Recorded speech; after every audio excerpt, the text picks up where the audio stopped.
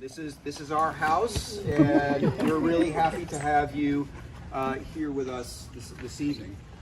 We have lived here for 22 years, and when we first moved here, we felt like we were the only Democrats within 100 miles. And it really it was a little bit isolating in that regard. And there were no meetings, no get-togethers like this that we were aware of anyway. And I started getting involved with the Dems in 2018 on a kind of like an official basis, and started looking at numbers and looking at voter registration and all this stuff, and discovered, oh my God, our precinct, 1803. Now most people don't know what their precinct number is, but we are in precinct 1803. Okay, and the borders of that are Tryon Road. And when I was asked to do this, one of the reasons I agreed is that I'm really good at doing fun things. So we're going to be having a lot more fun things on the calendar, gatherings like this. So make sure that you, if you're on social media, that you are a part of the Cary Morrisville Facebook. Sorry, Amanda. Hello everyone, I'm Amanda Murphy. So Bill asked me this morning to talk a little bit, and I wanted to just pause and breathe because Friday, let's start with, it's been a roller coaster the past couple of days. Friday, in the midst of work calls and transporting kids and buying groceries, I was silently raging all day long. Just processing this devastating news, which I'm sure a lot of you understand. I knew it was coming, but it hurt like hell, pardon my French to the children. Knowing did not make it less painful. Lucky for me, I'm surrounded by strong women like Maria and Carissa and all of you lovely humans, and allies, and I do feel like we're united. So Saturday I had the opportunity to volunteer at the Pride event at Out Raleigh. I spent 3 hours at the Equality NC booth, and from talking with people are hurting. They're searching for hope, and the only thing I know to say right now is to vote. And I talked to some 17-year-olds who are turning 18 before November, and I showed them how to vote, and that felt good. But all of us, y'all included, have this opportunity right now to engage those who are angry, who are shocked, who are saddened by what is happening in our country. We need a place to put these feelings because they're not going away. And if we're all real honest, this is the beginning, not the end. It's a gift. It was a gift for me yesterday to have a place to go, to work and talk to people and help convince people to vote. I think I probably, at least told my story to a lot of folks. But I see a lot of new faces here. This is such a pleasant surprise. I got to meet a couple of y'all, but I am running for council, and I wanted to build off of what they said.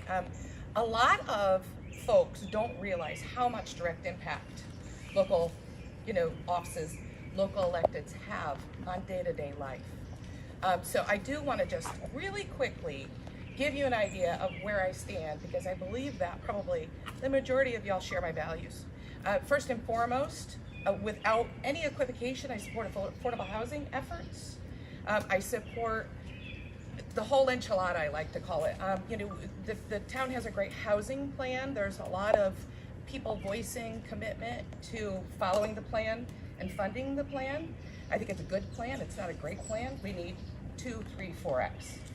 We also need to work with county government. We need to work with other organizations. We need to work with nonprofits. We need to work with builders. Because we go from municipal to county to state to Congress. And these are yes. And these are all puzzle pieces to defend us for the onslaught of what's happening to us. But these puzzle pieces, when they're all put together, will provide us hope.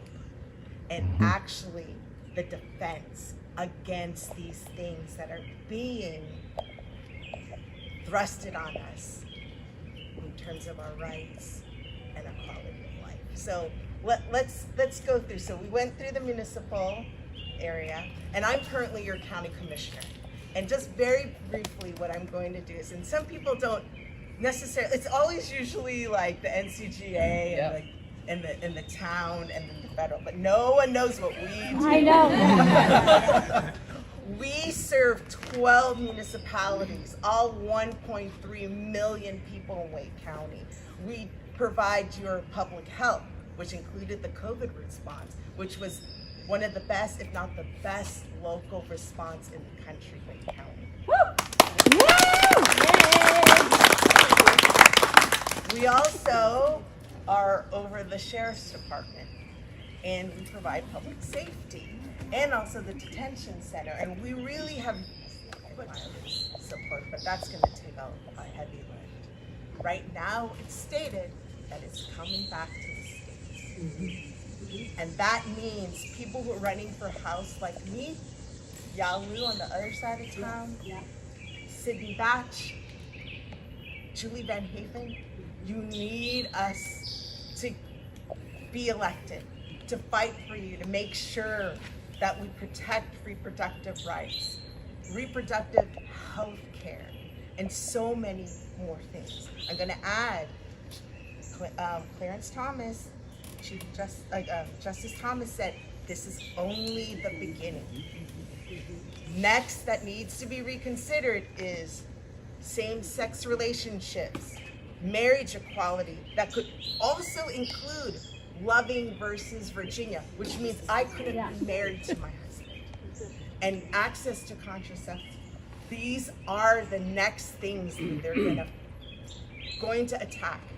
And I want to make sure that I'm there for all of you up at the House to make sure that doesn't happen here in North Carolina.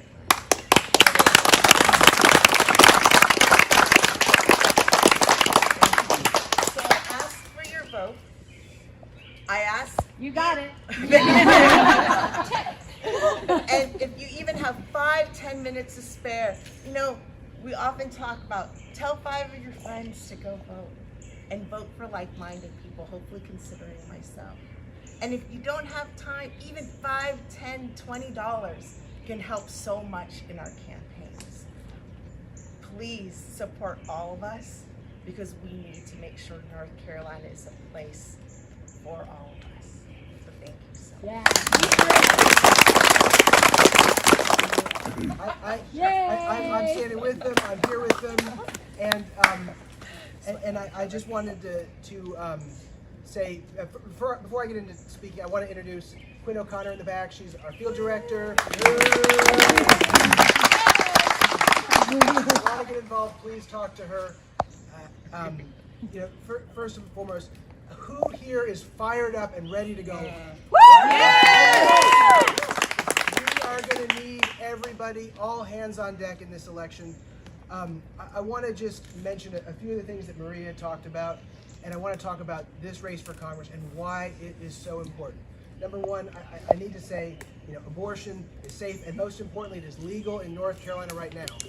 Yep. Now, that's, it's true in Virginia, but it's not for our bordering states. This is something we need to acknowledge, but we need to say, in North Carolina, as a state senator, there are 22 of us. We are 22 strong, and that means we can sustain vetoes from Governor Cooper, for the next rest of the year. So, but Republicans are doing all they can to make sure that they take Governor Cooper out of the equation. And if they do that, we're going to be joining the other states surrounding us as a place where women's rights are under attack and the right to an abortion will be gone.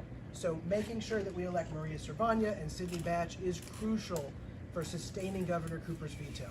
If Maria Cervania doesn't go to the State House, they're going to roll back all of your rights, voting, women's rights, and the list goes on. So there's a lot on the ballot, but this race for Congress, I want to talk about voting rights, women's reproductive health rights, and guns. And in this election, there is so much difference between me and my opponent. So let me just tell you, in the United States House of Representatives, there are 435 seats. I'm running for Congress in the 13th district, one of 14 people going to Washington from North Carolina. Of those 435 seats, most of them are pretty heavily gerrymandered one way or another. You can say, give or take a little bit. 90% of these races, you probably know what's going to happen in November, unless there's a big sea change one way or another. You know, Deborah Ross, I love her. She's going to do real well in her race for Congress. She's got a pretty safe seat. This 13th district, we fought for the last year in the legislature to get fair maps. I was on the redistricting committee. We fought, and we got them for Congress. So the maps we've got a map that gives us 6 Democrats, 7 Republicans, and 1 seat that is right down the middle of 50-50 seats. That's what I'm running for. 538.com, anybody hands up know what 538.com is? They have labeled North Carolina's 13th district the tipping point seat for control of Congress. That means it is exactly in the middle. Your vote, the people you go and knock on doors, the neighbors you get out to vote, literally could be the difference in control of the U.S. House of Representatives in this next election. We only The whole have country is watching you. No.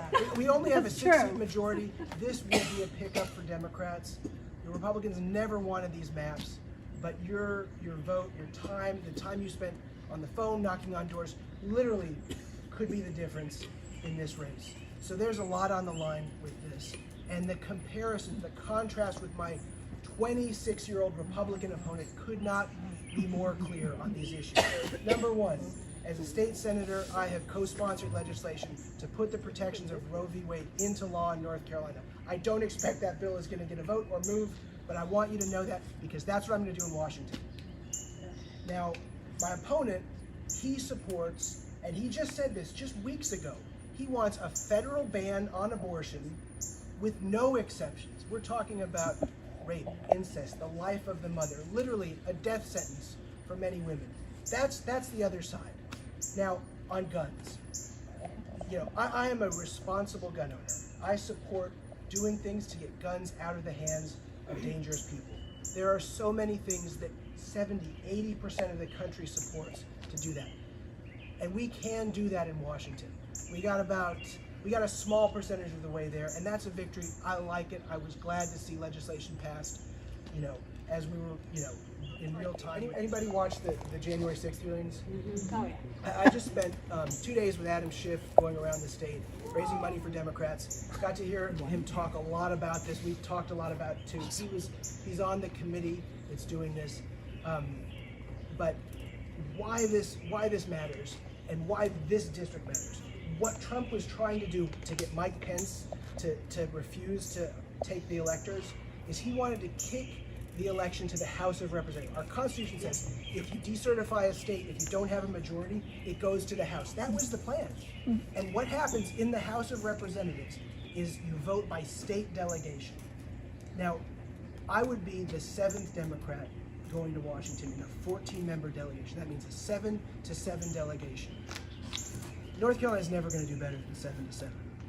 But literally, this seat, if that's what Trump is trying to do and gets away with it, could be the difference in control of the presidency. That's how important this particular area is in this particular district. I can tell you, I work for President Obama. I support democracy. That is on the ballot here. So listen, there's a lot to get motivated for in this race. This is one where we need your time. We need your efforts. And I